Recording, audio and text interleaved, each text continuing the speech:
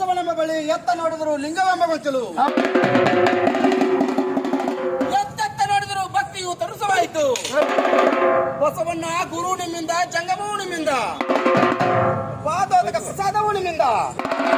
ಅತ್ತ ಬಲ್ಲವರು ಹೇಳುವರು, ಇತ್ತ ಬಲ್ಲವರು ಕೇಳುವರು. ಅಕಳಾಂಕ ಮಲ್ಲಿಕಾರ್ಜುನ ಪ್ರಭುವೇ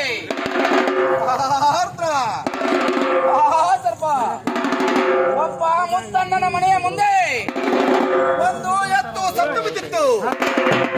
ಅದನ್ನು ಹೊರಲಿಕ್ಕೆ ಯಾರು ಯಾರು ಬಂದಿದ್ದಾರೆ ಅಂದರೆ ಮಾದರ ಹರಳಯ್ಯ, ಓಹಾರ ಕಕ್ಕಯ್ಯ, ಬೇದಾರ ಕೇತಯ್ಯ, ಪದಪದ ಹಂಪನ, ಈ ನಾಲ್ವರು ಸೇರಿ ಆ ಎತ್ತಿನ 4 ಕಾಲುಗಳನ್ನು ಕಟ್ಟಿ ಆ ಕಾಲುಗಳಿಗೆ ಒಂದು ದೊಡ್ಡ ಕಟ್ಟಿಗೆಯನ್ನು ಹಾಕಿ ಆ ಎತ್ತನ್ನು ಈ ಧಾರವಾಡ ಗ್ರಾಮದ ಹೊರಗಡೆ ಹೊತ್ತೊಯ್ದು ಅದನ್ನು ಚರಚರಣೆ ಬೈದರು, ಕಟಕಟನೆ ಕಡಿದರು.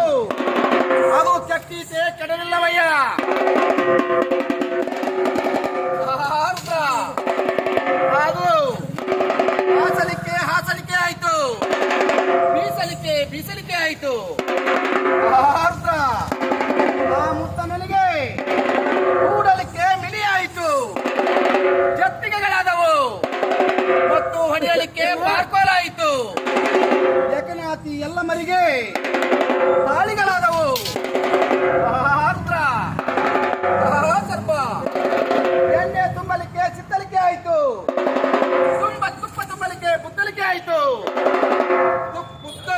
ಬುತ್ತಲಿಕೆ ಒಳಗಡೆ ಎಣ್ಣೆಯನ್ನು, ಬಿತ್ತಲಿಕೆ ಒಳಗಡೆ ತುಪ್ಪವನ್ನು ತೆಗೆದುಕೊಂಡು ಹರಿನಾಮದ ಹೋಳಿಗೆಯನ್ನು ಮಾಡಿ ಇದು ಈ ನಮ್ಮ ದೇವರಿಗೆ ಎಡೆ ಮಾಡಿ ಆ ಎಡೆಯನ್ನು ಮಾಡಿದಂತ ಹೋಳಿಗೆಯನ್ನು ಎಲ್ಲರೂ ನನ್ನ ಕುಲ ಹೆಚ್ಚು ನಿನ್ನ ಕುಲ ಹೆಚ್ಚು ಎಂದು ಉಣ್ಣುವರಯ್ಯ.